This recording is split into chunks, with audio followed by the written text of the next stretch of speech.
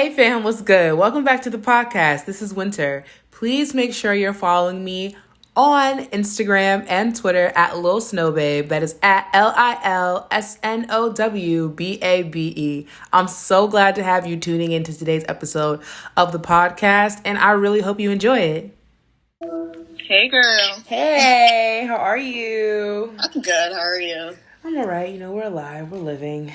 Yeah, very tired. I will say my sleeping has been all over the place. Oh yeah, I don't know what a sleep schedule is. Haven't experienced that emotion in quite some time. That's all. I'm just trying to take it day by day. Basically that's basically today's conversation, since we are talking about, business being therapy and the importance of that. Like, that's taking it day by day. Therapy is a day by day experience. It really is. Owning a business, operating a business, doing all that work is simply, and I feel like even more so now, everything going on, it truly is day by day. Because how are you holding up in all of this? I miss doing nails so much. Yeah. Like, every day I'm just like, oh, I just want to do somebody's nails. And it is rewarding to do my own nails. It's rewarding to record that process and just do that whole thing. But, it's just not the same. Yeah, I salute you, because last night I was doing my nails and I said, this is too much. I can't. They look decent, but jeez, I said, yeah. No, people have been texting me, my clients have been like, yeah, I really, I'm not about to question nothing else anymore, because I understand, walking them through the removal process, just all of that. That whole acetone, I was like, oh my God. Well, yeah, see, I barely use acetone in my removal processes. Okay. See? So, for the health of the nail, for the health of your skin, there are just some people who really cannot use acetone like that. When I get my nails done, they usually just shave it off. But because I don't have any of those tools, it was to get gel off, get some acetone. Yeah. Girl, I was just like, this here. You could also steam, which is actually really good for your nails anyway. And for your skin. And the reason of that is because the whole thing about gel polish, well, that's turning into a nail conversation, but anyway, it's organic. The whole thing about gel polish in your natural nail beds, and the reason why gel polish manicures are dry manicures, and you don't get the whole experience of soaking your hands and the scrub, all that comes at the end after the service is completed, because the water will cause your nails to expand. And I need your nails to be as hard and tight as possible. I need all of those layers. You have 100 layers. I need all the layers of your nail to be as tightly together as they can be. So if you steam your nails off, right? Steam off the gel polish. What you're doing is you're inviting moisture back into your natural nail plate and allowing it to expand, which is going to naturally just cause the gel to lift off of your nail plate. And to not have your hands sitting in acetone so long, or even in the wrap process, you can heat your acetone up over a hot bowl of water. So your hands are in there for half the amount of time, sometimes even a third of the time. It can take literally 2 to 3 minutes to soak your nails off, because it's hot. You need heat. You need something to make your nail beds want to expand. Well, now I know, because, honey. So that's in my process. But even that, they're like, I gotta heat the water up, do the thing. I'm like, yeah, see, I be having all that prepared already, because I know. Exactly. But it's a process. But I'm biased when it comes to gel. I prefer gel in all facets. I prefer a gel sculpted nail. I prefer just a gel nail. I prefer a gel tip. I prefer a gel everything, because I just like the application and removal process better. Oh, yeah. I want to look into more gel alternatives, because I wore tips, acrylics, but my nails grow so long, so to the point where I don't even need them anymore. So now I'm just here with my own nails, but I'm like, oh my gosh, I don't want them to break. I need to keep them. And see, I would say the thing about that is people who are growing their nails out, there's really only 3 ways. The third way is just genetics, but that's genetics. Some people just have nails that they don't break very often. Most of us don't. We can get growth, we can get length, we can retain it, but at some point our nails is going to break.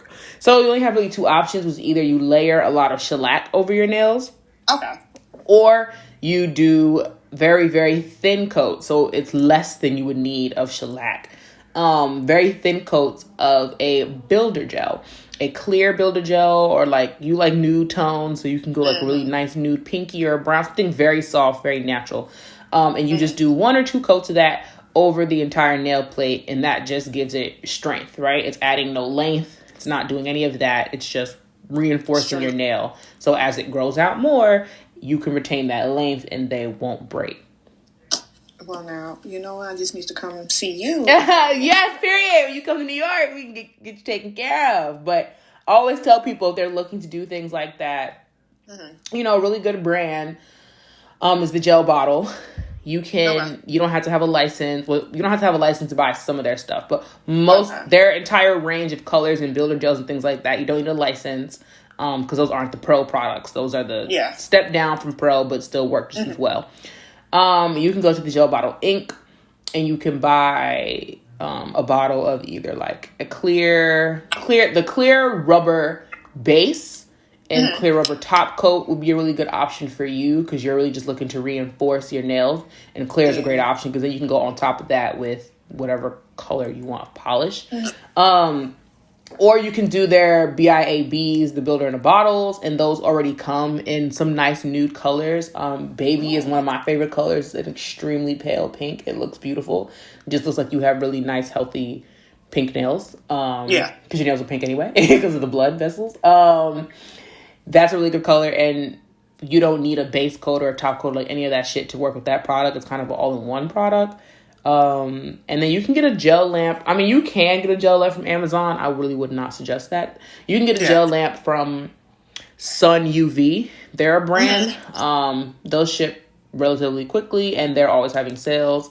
And their gel lamps are pretty cheap. And almost every professional that I know loves their fucking products because they're a great alternative to a gel lamp. So those are just a couple simple little products you can pick up for under $100, under $50 damn near. Right, during these times, quarantine times, and you know, really get to know your nails, the products they like, the products they don't like, and grow them out. Because I'm someone who I can get length. I've always had thin nails. I don't have thick nails. They grow pretty thin, but they grow pretty long. They grow pretty fast, and my like secret basically for when I'm growing them out super long, people are like, how the hell do you get your like natural nails to be like tip length, like stiletto long? And I'm like, I just be putting clear, you know, gel on top so they're strong and hard. That's it. And paint whatever polish color I want. So because I'm like, okay, I'm gonna start trying to do this.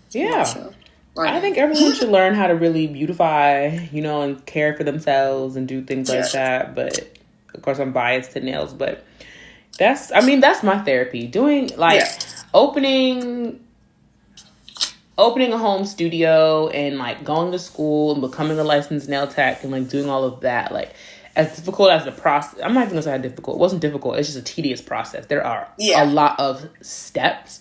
So yes, as tedious as the process was, it was therapeutic to me because every day I was getting up to go to school to do something I like to do anyway, you know? I was just now elevating this hobby of mine and going like, okay, well, like I want to make my hobby my like business because it'll never feel like I'm getting up to go to work. I'm getting up to do work. It's a reason why I wanted a home studio, but quarantine things. But even if I didn't have a home studio, even if I was in a salon, still couldn't be there. But, you know, once I graduated, got on paperwork, did everything I had to do, it was just nice to know that I'm someone like on days where I'm feeling very down, it's when I'm at my most creative. And I have friends who are artists where the days they're feeling very down, where they're at their least creative. So it all depends on you. But for me, a really down day is where I just really want to do something. And the way I used to kind of treat myself or pay attention to that side of myself, honor that side of myself, was I would go take myself for a very extravagant and expensive mani-pedi. Like, that's what I would do. I would get up right? I'd be like, oh, today I just feel very blah. And I would get up. This is when I was in college. This is when I moved back home. Like, I would just get up and I'd be like, I'm going to go get mani-pedi. I'm going to get the extra deluxe, whatever, you know, like whatever the fuck extra they offer. I'm going to get all of it.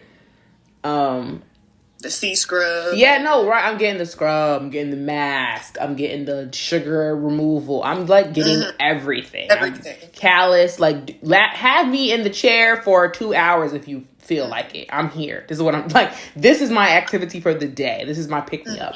And when I was in school, I would make sure the day I was doing that, like I had all my work done. Like I really wanted to dedicate this day to myself.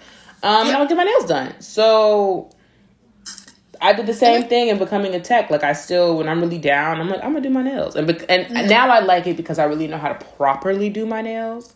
So it also feels like I like that I know how to properly care for myself. Yes, take care of myself in that way and give myself that therapy. Like now I'm not just like ripping my nails off and doing bullshit. And like I really know how to do it and take my time. Because I know all the steps, it's become an even more meticulous process. And I like things like that. I like things that have 10,000 steps because it calms me down. I'm a very hyper active person. Yeah. And once people know me, they like get to see that side of me. I can be a very hyperactive person. I love talking and I just love doing stuff. I'm always doing something. So when I go into like, oh, I need to like take care of myself mode. I need some like therapy. I need some like just me and me conversation time. That's my nails. So like it was very important for me to take my love of nails and turn it into my business because I also realized once I entered the workforce for real, like was really an adult, really had to pay my own bills, even you know, still living at home. There's still things that I want to do that I need to pay for if I want to do that. Exactly. Like someone else is not about to hand me the money to do that. There are also other bills because there's other, you know, luxuries I'd like to have in my life that cost money to have that in my life every month or every week or whatever. You know, down to just having my phone. Like that is a luxury, okay? That definitely costs money, right? And I have an iPhone at that. So I'm really cha-ching-chinging, right? So I realized, okay, because I became a nail tech and I decided to make it my business. Because there was a time where I was like, oh, well, I'll just get licensed and just be licensed just so I have the license in case I ever want to really enter that into the workforce. But I think I realized it needed to become my business, and it needed to become my business not because I needed to make the money, but because I needed the therapy of it. Yeah. Was once I entered the workforce and I was working at Macy's. And I was working at Macy's too. Hey, period. That was my first real job. Like Macy's was my first. Macy's was my first real job. Like I had summer job, you know, but like I don't count those. That's like your mama's friend. Like summer camp job. Yeah, that's like your mama's friend. No, you need $10 a day, so here you go. Just you know, like sweep and watch. Yeah, just to do something stupid. You get a check for $100-something at the end of the week, and you think you did something. You did nothing. Oh yeah. So I didn't count any of those jobs, any of my summer jobs. I was like, that's just more people just giving me money to do little shit. Like I'm not really working. But Macy's was my first like clock in, do your task, boom. I don't know if it's different in New York. Did y'all do like weekly pay? Yeah, I got paid weekly. Well, you can get paid weekly or bi-weekly depending on where you worked in Macy's, but I got paid weekly. I got paid every week. Yeah.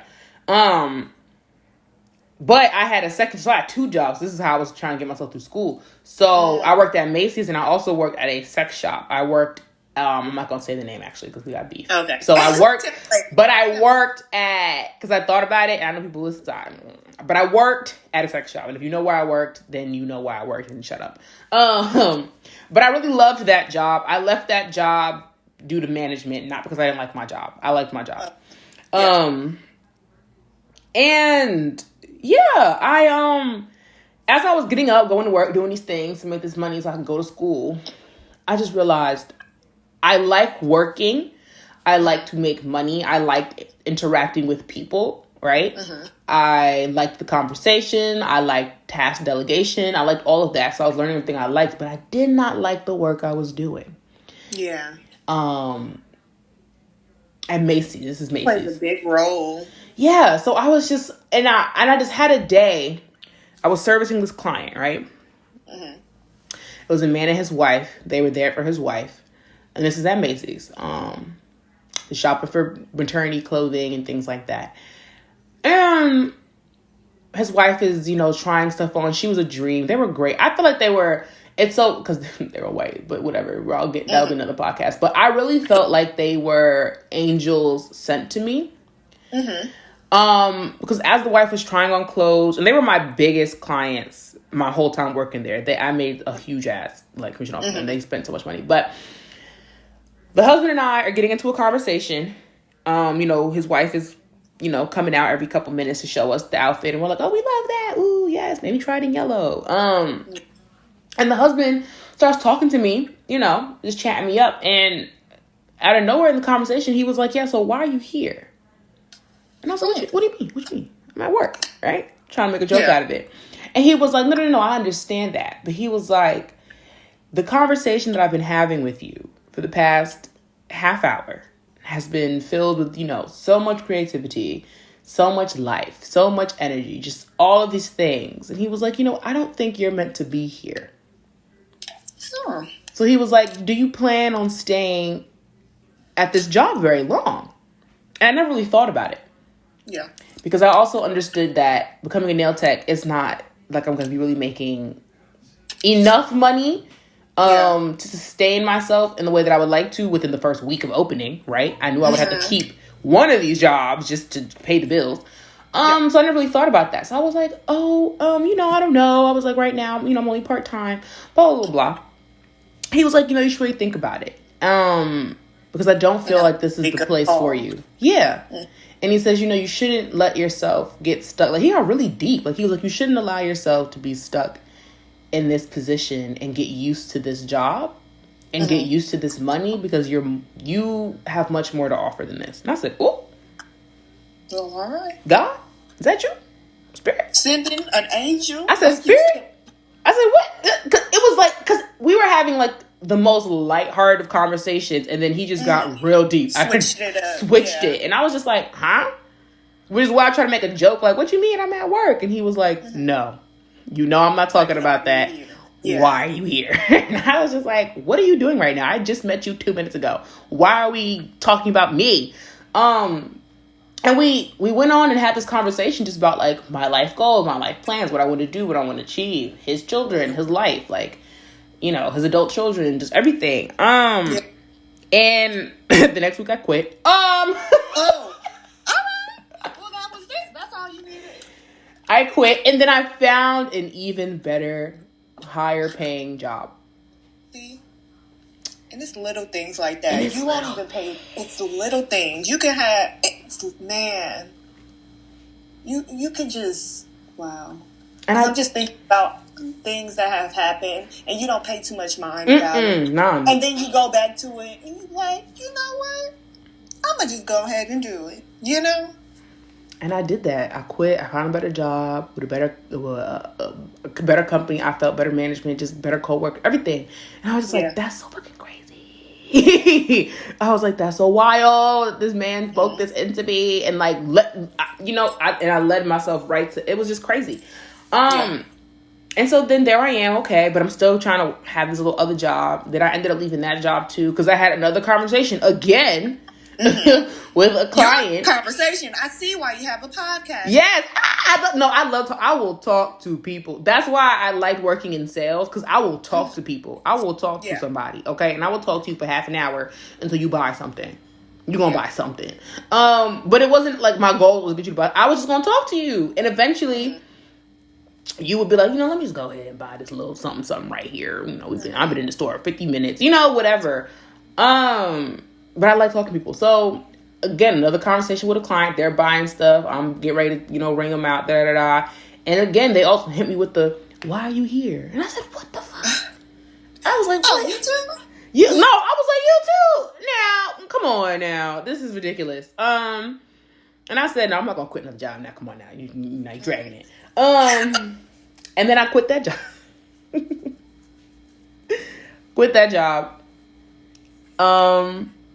And then here I am. A nail tech. This is my business. And I think it's one of the most important decisions I ever made for myself. Yeah. And I own it. It's mine. You know? Yes. Isn't that just a powerful Yes. thing? Feel like just, not even on like no bragging, but bragging. It's like, well, what do you do? Well, I have my own business. It's just so much power in saying that. I have my own like, business. I own my own business. Not just I have my own business. I own my own business. This license is mine. Has my name on it. It gives me access to do all the other things. This little LLC, mine. Trademark, mine. Fine. Okay, you can go look it up in the Better Business Bureau. Me, see my name, see the company number. Mine, it's mine. And it's just that. And a lot of us don't even think I'm not gonna own a business. I don't really think that's my plan. But there's a plan. There's always a plan. But I think a lot of times, like I said in the last time we spoke, I don't think many people who end up owning businesses. I want to say more. I'll say more creative businesses. Mm-hmm. I don't think many of us think we're going to own a business. We just start doing something.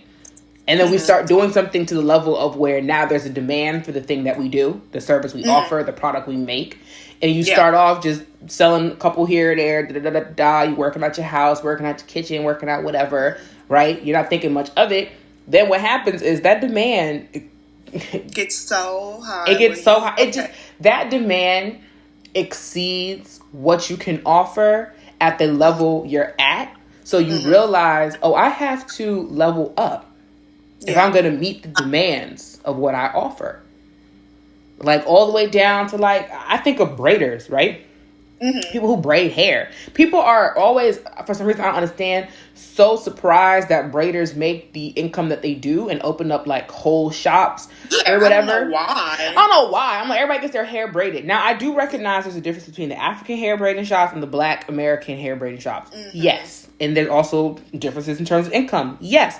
But regardless of who's braiding your hair, the point is they have a skill. They monetized it, but they also leveled up, went to beauty school, got licensed, even though they're not going to do any of those services because they're not interested. Yep. But they just got their license so nobody could bother them, And now they are a braider. And now they own a shop. And so sis went from her bedroom, a corner in her bedroom at that, not even her whole bedroom, just a corner, right? Yeah. Then she moved into the living room, maybe. Her mama let her do the whole living room. Then she said, you know what? I cannot. I'm having people waiting now in the living room to get their hair braided. I need more space. And how am I going to get more space? What do I have to do that will allow me access to more space? And you do that. But when she was just doing it out of the corner of her room, right, I don't think for many did she ever think, I'm going to own I'm going to be a braider. I'm going to have a shop. She probably always thought this would be my little side thing. Yeah. You just never know. No. That's how I feel like, even with my business, it's I'm starting in my mom's kitchen with a few pots, and it's I'm starting to get to the point, honestly, where, I have boxes all over my floor in my room. Right. I need to move to the garage at this point, and it's just, I never expected this to happen, but I can see the growth within myself. Right. You see the growth, but then you also, I feel like you start to see the vision that was already, I want to say, set out for you before you knew it was there. As I started getting clients and really having return clients and seeing that people valued my services, really, they were seeing the benefits of it. As certain kind of people were reaching out to me to get their nails done, I started to see a vision that was, I feel already put in place for myself that I wasn't too aware of. Yeah. Because even when I first started thinking about really turning my nails into a business, because it was just so therapeutic to just do my own nails or do my friends' nails, I was like, okay, I'll make it a little business, but I never really thought I would make it a business like this. Where now I'm looking into I'm going to have an independent studio. I'm really about to make this a thing. Thing that I do for real. It'll be 20 years from now. And I am still a nail tech. Right. But I'm an educator. But I'm also doing it. This is my career. But I like it. Yep. And it's not only my career. It's my therapy. It keeps me sane. Mm-hmm. And I feel like that's another thing as the younger generation. We're more focused on doing what we like. Yes. Oh, I know. I know a lot of the older generation feel as if we don't want to get a real job, and it's not saying that our passions aren't real jobs, but it's like, I'm going to follow my dream. I'm not just going to settle for whatever comes because, I have bills. I know like a lot of like my grandparents, for example, my grandfather, he took the first opportunity because that's what he needed to do, and I get that. But I feel like now it's like, okay, well, if I have this space, I'm going to, for me, work on my candles. I'm going to blog. I'm going to do nails. And so just that in itself, I feel like we're better at just trying to fit things into our life that's already come natural. Exactly. Instead of just trying to force ourselves to work, I don't know, anywhere just to get a paycheck. Well, I also think that our generation, we are, I don't want to, we're not shameless, but we definitely have less shame, which is not a bad thing. Yeah. We don't operate in our shame. Well, we just don't. I mean, if your homegirl ain't had a job in a year and she's trying to do this hair thing or whatever, she's not ashamed for not having a job in a year, and you're not ashamed that your friend hasn't had a job in a year. Yeah. Like, she's been freelancing, she's been doing hair on the side, she's been doing what she can. Maybe you had to help her with her bill, whatever. But there's not so much shame in that. Yeah. Where I look at my grandparents and even my mother's generation, and it was shameful. People didn't want to ask nobody for money. People were not, but like, okay, Twitter. People were not about to go and put on blast and tell everybody, hey, I can't afford to pay my rent this month. Right. If you have $2, like, could you please Cash App, Venmo me, like, Apple Pay me, whatever. People weren't about to do that. Yeah. Right? At all. At all. Like, at all. They'd rather be homeless. Like, that's how shameful it would be. Yeah. And our generation's like, hey, fam, look, I need $100 right now. And it's not even always for essentials, per se. People will be like, look, I'm trying to buy this camera because I'm a photographer. I already own 3 cameras, but I need this camera to do and I'm like $300 short. People are like, oh, fam, what's your Cash App? What's your... Like, we are so ready to do that. So it could be an essential for your rent, food, getting you out of whatever situation, right? For the GoFundMe, the whatever, or just direct donations. Or it could just be because you are a photographer, you already have 3 cameras, you're good on rent, you have food. You just want a 4th camera to make the video work and the content you want to upload, and you just said, damn, I'm just $300 short. And people are like, okay, well. Yep, I support it. And for their generations, our grandparents and our you could go to your inner circle, maybe, right? Yeah. But nobody from your inner circle should ever be talking to anybody else outside. Now, see, that was the whole thing. If you find out your friend went and told, not even in front of theirs, just somebody they were talking to on the street about it, whatever, and it comes back to you, you're like, bro, you out here shaming me? You telling people I don't have $50 for the whatever? Why would you do that, right? Yeah. We don't care so much about that. Like, we're okay with people knowing that I didn't have rent this month. I didn't have groceries this month. Like, we're okay saying that because we know that we have this collective online community, which is why I think it makes it a little easier for you to even start a business or own a business that can also operate in being your therapy, because you don't have to worry about it so much always being your income. Yes, it is your income. But you also know that if shit ever really got fucking crazy, like, you could turn to your clients, turn to your customers, turn to just your supporters, and they might, 100 of them might send you $2.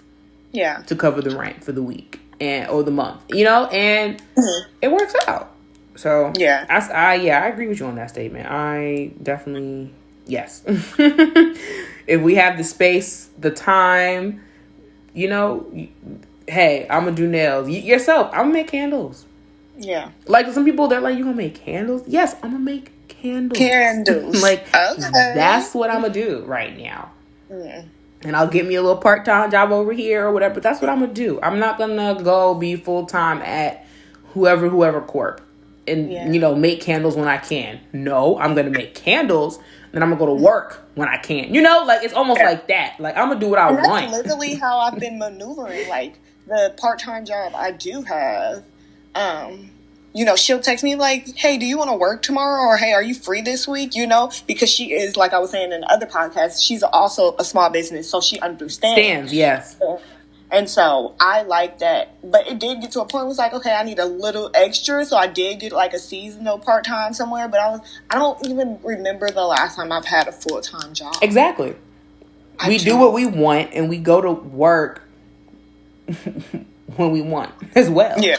And I think that's also why there's always a butting of heads of the previous generations, because I don't think they understand. Well, they don't understand that we have prioritized our joy. Mm-hmm. Like, I feel like the reason why also my business is my therapy is because I have prioritized my joy. So I need to be doing something that is also earning me an income, that is therapeutic to me, that is healing to me, because I'm prioritizing my joy above all else. Yeah. And because I'm going to just trust. Like, that's what I'm going to do. And for them, they're like, are you serious? You're not going to prioritize your bills? No, I'm not. Like, I am, but like, no, I'm not. You know? Yeah. Like, it's just not the way we choose to live, you know? Yeah. It's so much more out there. Like, I'm not going to get consumed and just trying to pay everything. I'm not really living at that point. Mm-mm. No. I think our generation is just much more trusting in the collective. Mm-hmm. Because, like I said, you know that if you don't have rent for the month, you can possibly rally up enough people on the internet who never met you. Yeah, get on Twitter like, hey, I'm selling these printouts. I'm a photographer. Right. I'm charging $5 a printout. I would love to sell this and this, you know. And, you know, Twitter's here. Okay, yeah, I'll take 2. Yeah, I'll take 3. You know, so. Some people won't take any. They'll just give the money if they were buying the print. You know, like, so that to me, I like a lot about us. And I think that's what's allowed. So I think more people who are starting businesses, and I want to stay within our age group, so in their 20s, people in their 20s who are starting businesses, who are owning businesses. I think for a lot of us, our business is our therapy. It's the thing we were doing that was bringing us joy. It was the thing we were doing that was calming us down, and then it started making us money.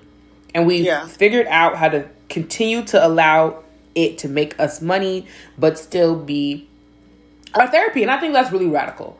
Like, I think for black people, black women, especially, that is extremely, black women in America, like, that is an extremely, like, radical form of, like, self-love, but also resistance. Like, you are pushing back against what people are telling you, and in specific, what your country is telling you have to do in order to make a living, live somewhere, and be happy in this country. You're like, actually, no, I do not have to, like, do a domestic role, which we're known for. I don't have to be a nurse, a teacher, or this or that. Man, I'm telling you. I can make candles and be a millionaire. Yes, I can. You know, I can do nails and be a millionaire. Yes, I can. Yes, speak that. You know, like, yes, I can. And I also see why it angers sit people. Back and be, you know, catering to somebody and not follow my dreams. Why do I have to continuously take care of people in order to take care of myself? Exactly. I think that's also been because, you know, there's the plight of womanhood, and then there's the plight of black womanhood, which is completely different. Because the plight of womanhood really only applies to white women, but that's exactly. So, you know, I feel like the plight of black womanhood in America is like, I have to dedicate my entire life to taking care of people who don't care about me. Exactly. Right? In order to care for myself. That doesn't make sense. Like, it doesn't make no sense. Why do I have to work for your law firm? Why can't I start my own law firm? Exactly. And hire my own people? Why can't I do that? That I truly care about. That I care about. And who care about me? And we care about the work. And we all go make the money. And also, us doing this work is therapeutic. It brings me joy, comfort, stability, and calmness to be a family lawyer for, you know, battered women or whatever. That brings me joy.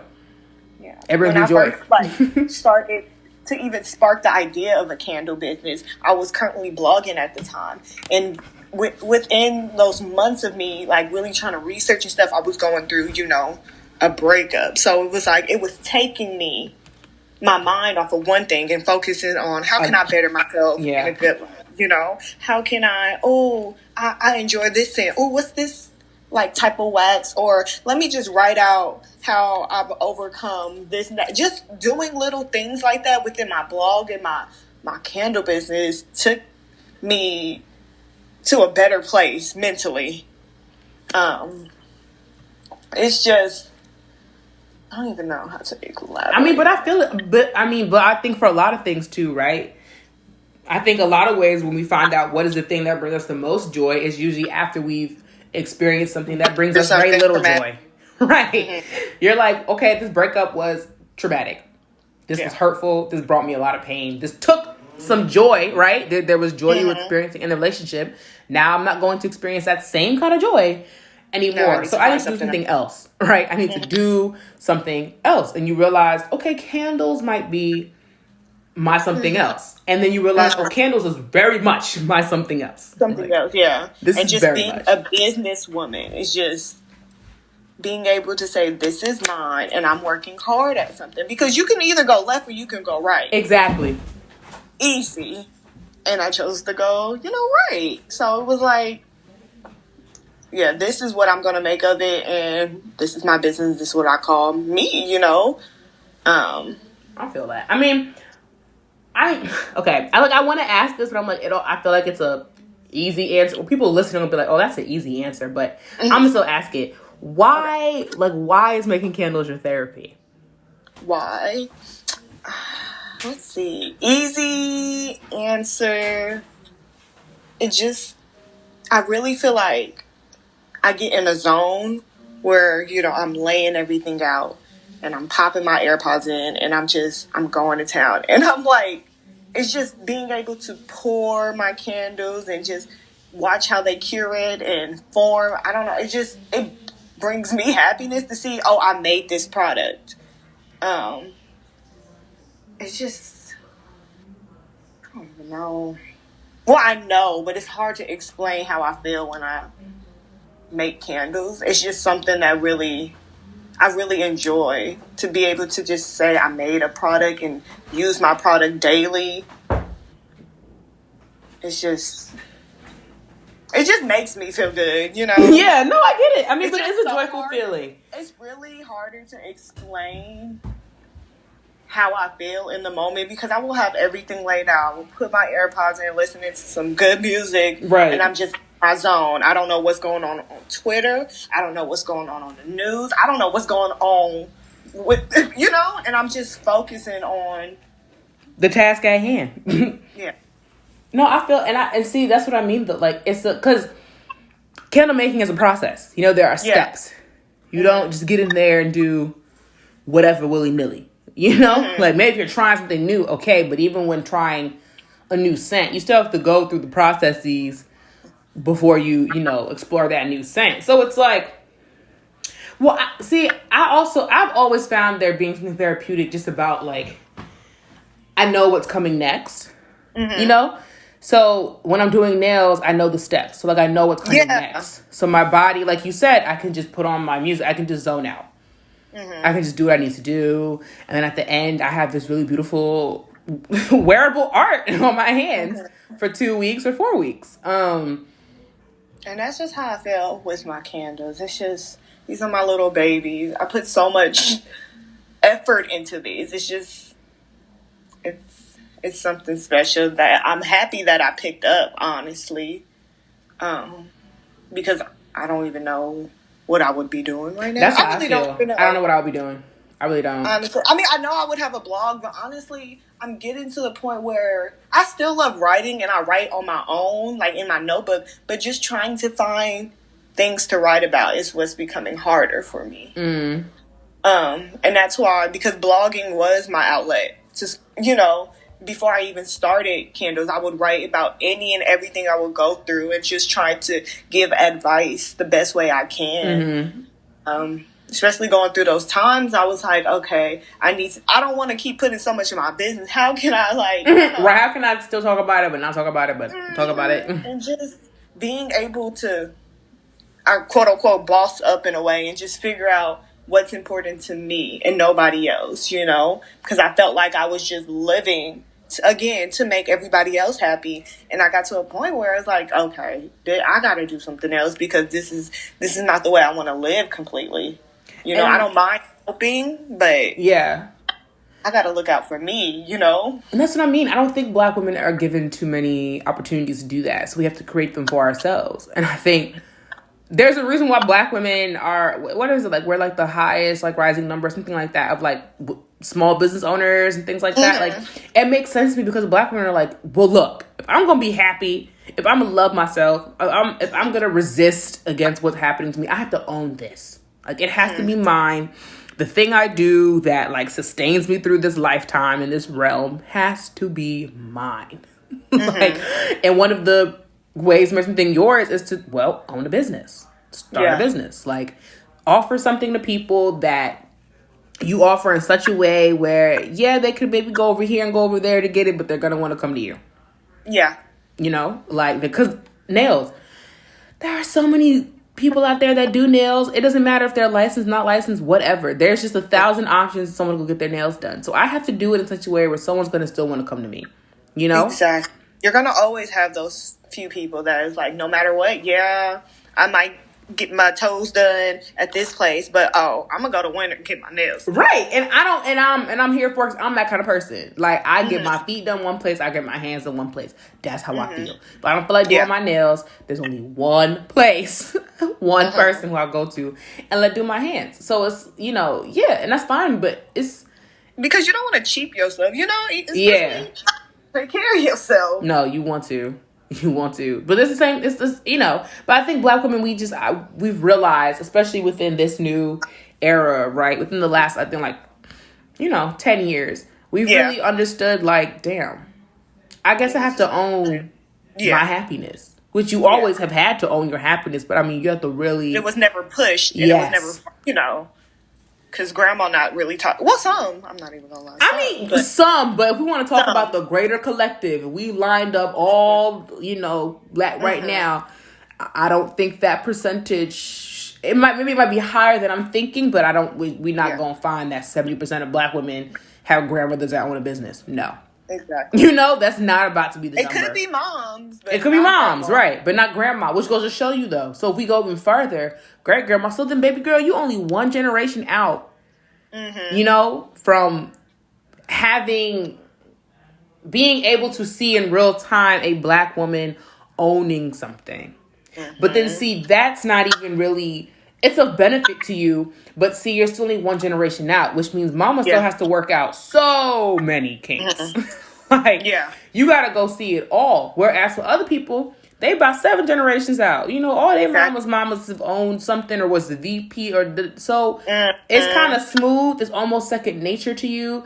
You know, it's like, I in no way support Kylie Cosmetics or that brand simply because I know people they've personally stolen from. And I've seen the receipts and the emails and the phone calls and have heard it. So I'm like, y'all can be horrible to people. Yeah. So in no way do I support it. But just the way how they're built. Well, Kylie Jenner is a great example. The reason why she became a billionaire in assets, y'all, not in a bank account, in assets. Exactly. Pat McGrath is a billionaire in the bank and in assets. Anyway. Come on now. The reason why she became a billionaire before her sisters is because although her sisters grew up in wealth, they did not grow up in the same kind of wealth and access that Kylie did.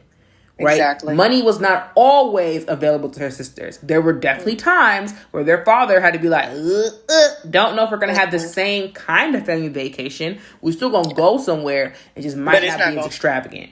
And that's fine. You still get to flex and keep up with the Joneses. You just got to make sure you file them taxes on time, though. Right? Exactly. This year, we can't play around. Then by the time they got to the level they're at now, okay, then Kylie Jenner is born. She's a baby. So by the time she starts to understand what money is, what wealth is, what access is, where her whiteness is, baby girl was able to capitalize off of that so smoothly because access was always available to her. Money was always available to her. She has never... Where her sisters have had to worry about a bill, she has never had to. Exactly. Where her mother has had to worry about her rent, she has never had to.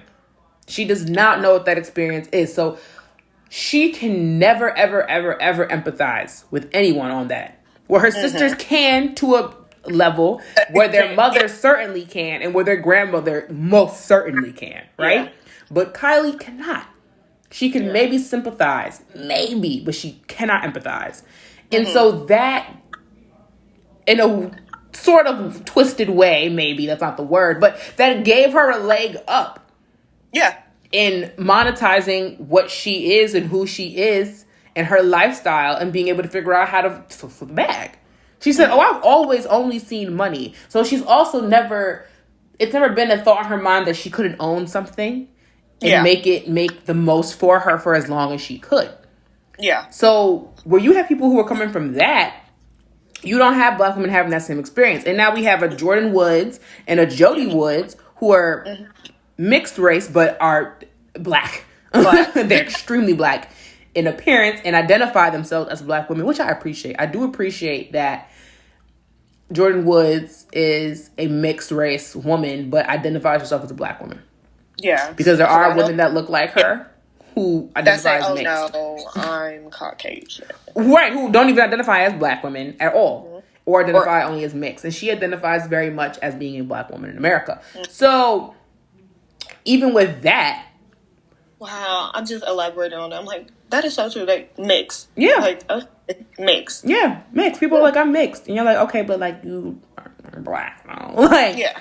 When you go outside, nobody goes, well, there's that mixed guy. Mixed girl. They go, there's that black guy. You know, here come that black girl and the black girl. Right. They don't go, here comes that mixed girl. They go, here go that black girl. Stop it. You know, but...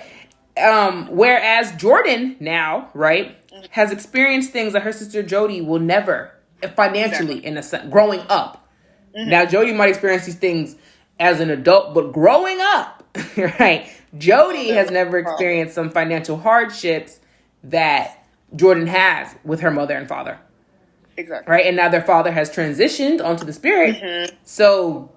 that also brought maybe some financial hardship to their life, but Jody still doesn't have that same mindset. So it's also why Jody is progressing financially and socially, especially with her social capital, much more quickly than Jordan has, because she had Jordan as an example and Jordan had her mother as an example. So Jody is now 2 generations removed. Yeah. Where Jordan was only 1.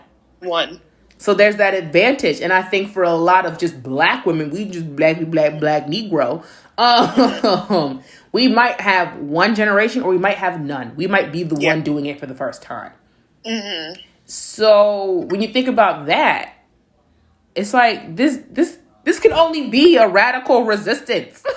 Like, there's no other way to describe what 20-something-year-old black women are doing right now in terms of owning businesses, of making their business the thing that makes them happy, making their business their therapy. Like there's no other way to describe that than it just being a radical resistance to like being a black woman in America. Like, I'm not going to do the things y'all tell me I gotta do just to be happy and make a couple of coins. That's impossible.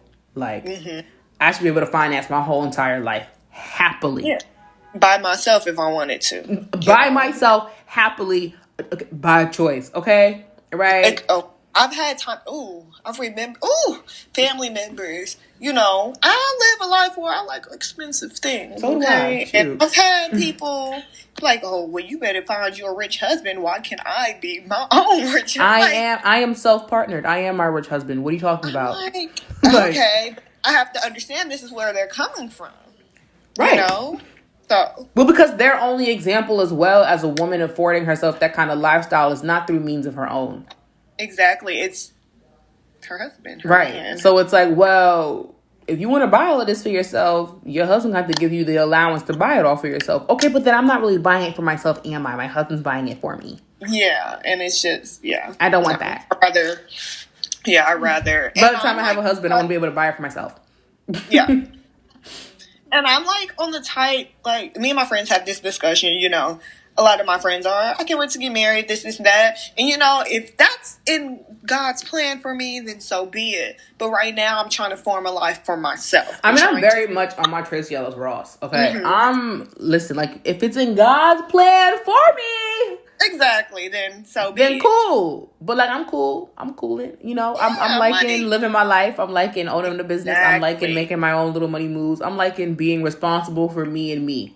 Exactly. And I'm like, we sometimes, you know, go back and forth. And I'm like, you know, I'm okay. Like, I've got to the point, I'm okay if this is how I'm supposed to live by myself. But at least I know I'm working to add wealth within me. And then I can pass it down. Even if I don't have children or whatever, there's still, I have a nephew. He might have, That's how I feel. I have little cousins. Yes. I'm a godmother now. My bros just had a baby. So it's just like, I would still like to be able to pass this wealth down to someone in my family. So it's like, that whole, I need a husband just so I can get to where I want to go. No, like, if he comes along, we side by side trying to.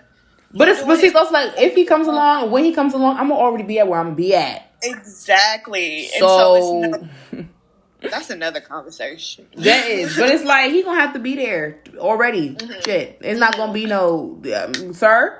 You are complimenting me. You are not above or below. We're not doing none of that. Making me. I made myself. Boom, self-made. Yeah. But that's really the crux of it all. Like, Black women have just, I feel like, really started we always have, of course. I'm not gonna listen. Okay, the queens, okay, of Africa and all that. We've always been doing what we've been doing, but in these contemporary times, Black women have really tapped in to understanding, if I'm going to be happy in America, which is a journey on its own. Forget about what you even do for work. Just, Lord, existing in America as a Black woman and then wanting happiness out of it. Are you kidding me? Exactly. Oh, you're asking for... Right, you're asking for a lot. Now you want to do nails and make candles. All right. Like, exactly. You're doing a lot. Go get a job. But it's like, no, I don't want to get a job. Like, a job is not fulfilling me. Get a job or be a housewife. Okay? And I don't want to do either of that. So neither of those things appeal to me. Then there's a category, for me and you, where it's like, okay. And thankfully we have these contemporaries who are doing it. Yeah. Like, there are people literally in our immediate age range that they do, maybe they do have a husband or a wife or a partner, right? Mm-hmm. But they also